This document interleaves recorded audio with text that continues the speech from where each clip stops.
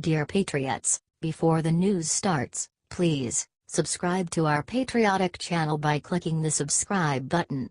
Give us a thumbs up to this video. Don't forget to leave your opinion below in the comments section. Share the news on Facebook and Twitter so you friends see it. Thank you. Laura Bush breaks silence with amazing confession about Melania Trump. Laura Bush does not often talk to the media. She has stayed out of the limelight since she left the White House, as is the proper custom. The job of President and First Lady is hard enough to do without those that came before second-guessing their every move. So Laura usually stays out of it, and America loves her for it.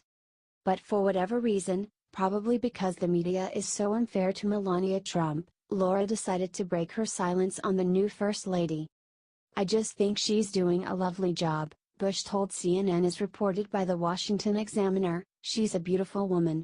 She's a wonderful representative for the United States." Correct. Laura said she has spoken to the Trumps when she visited for tea and wishes them the very, very best. "I know what it's like to live there," she added. "I know how difficult every decision is and what the scrutiny is by everyone that has an opinion. Every single person has an opinion on the people that live there, and I'm certainly aware of that." Then Laura dropped a truth bomb on the allegations against George H.W. Bush, saying, "I'm just sad we've come to this. That was something that was very, very innocent that he's been accused of. But I know he would feel terrible. He would never hurt anybody." Amen to that.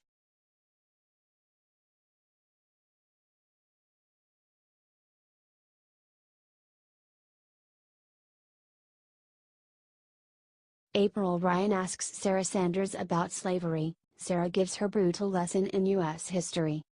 Sarah Huckabee Sanders does not suffer fools. Although she has to put up with them on a daily basis. Because her job is to deal with the foaming at the mouth White House press corps. And she beats them back every day with elegance and class. Like today. When April Ryan would not take no for an answer and kept pestering Sara Sanders with the same line of questions she tried yesterday. About slavery, and by inference she was calling Trump a racist. Or wanted to, and was just waiting for the chance. According to the Gateway pundit, Ryan started asking Sara Sanders about compromise as it related to slavery and the Civil War to go after Kelly and Trump for past comments. An annoyed Sara shot back that she will not litigate the Civil War. That wasn't enough for Ryan, who then rudely interjected. "Does this administration believe that slavery is wrong?" asked Ryan. Which is what she wanted to ask the whole time. Sanders had had enough and crushed the hapless Ryan with, "I think it is disgusting and absurd to suggest that anyone inside of this building would support slavery." This line of questioning that Ryan has been using to portray Trump and his administration as racist, it is getting old. Because to say we shouldn't tear down Washington's monument because he lived during a time when slavery was accepted is not the same as saying slavery is okay. To say the Civil War happened for a variety of reasons, including slavery, is not the same as saying slavery is okay. What it says is we move through history together, as one country, we learn from our mistakes as move forward. Why can't April Ryan?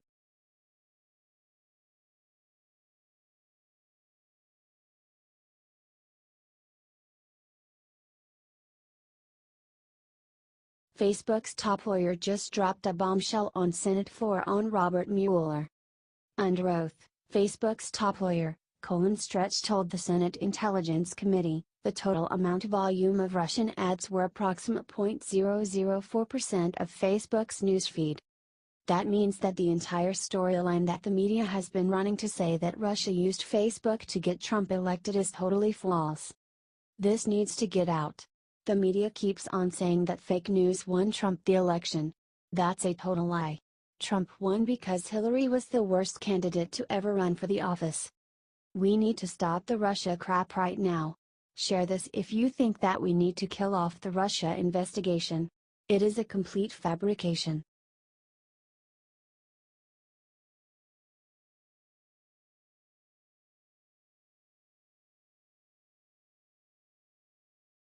Phil Robertson just came forward and leaked who is really behind New York attack. Phil Robertson is amazing. He speaks the truth and he has been so blessed by God in his life. The reason that the jihadist mass murdered several people in Manhattan yesterday on Halloween is simple: it's evil. Watch what the great Phil Robertson had to say about the motive of the terrorists in NYC.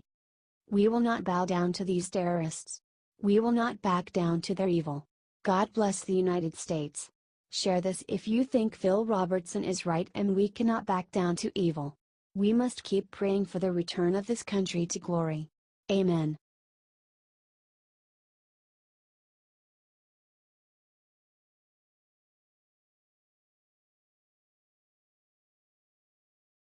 The minute Anderson Cooper got on TV, everyone noticed an insane thing over his left shoulder.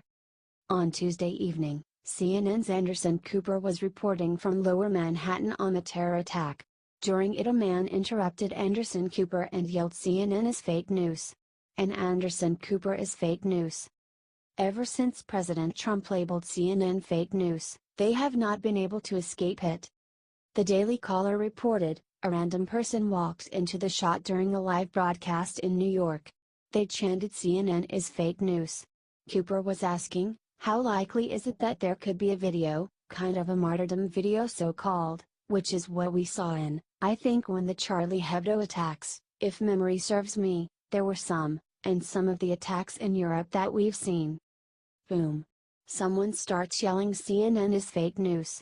Earlier in the episode, someone wrote, "CNN is ISIS" on a sign behind the broadcasters. CNN should start focusing on reporting the truth. They only report the leftist narrative. Share this if you think CNN got what it deserves and will never watch an episode for as long as you live. Thanks for reading.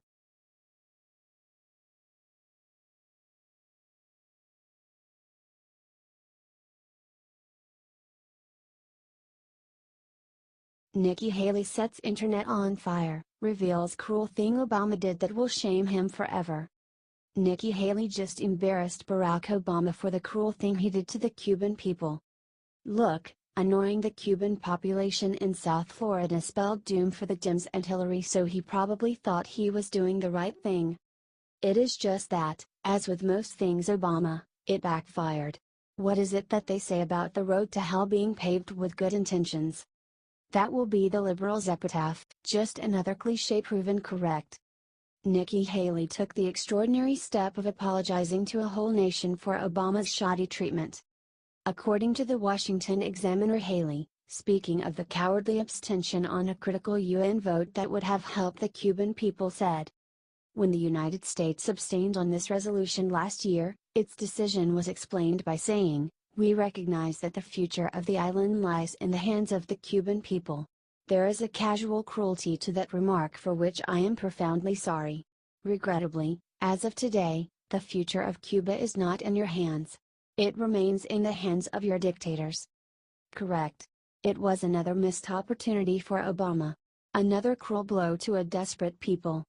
One that will have lasting consequences for people who just want to be free.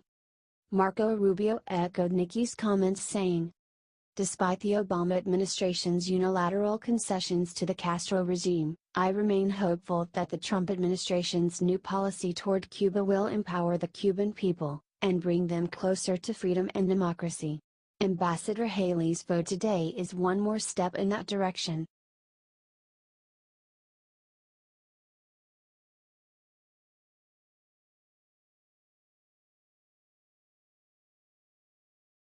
Papa John's just threw NFL under the bus. Look what he just did right in their stupid faces. The CEO of Papa John's says that the NFL's stance on the anthem has no hurt their business. The pizza company of the NFL has expressed that they are disappointed in the league's continuation of the protests. "The NFL has hurt us," company founder and CEO John Schnatter said. "We are disappointed the NFL and its leadership did not resolve this." Papa John's has now pulled almost all of its NFL television advertising. This is a huge blow to the NFL. Leadership starts at the top, and this is an example of poor leadership, Schnatter said. He thought that the national anthem issue had been nipped in the bud a year and a half ago. Share this if you are glad that Papa John's had the balls to stand up to the NFL.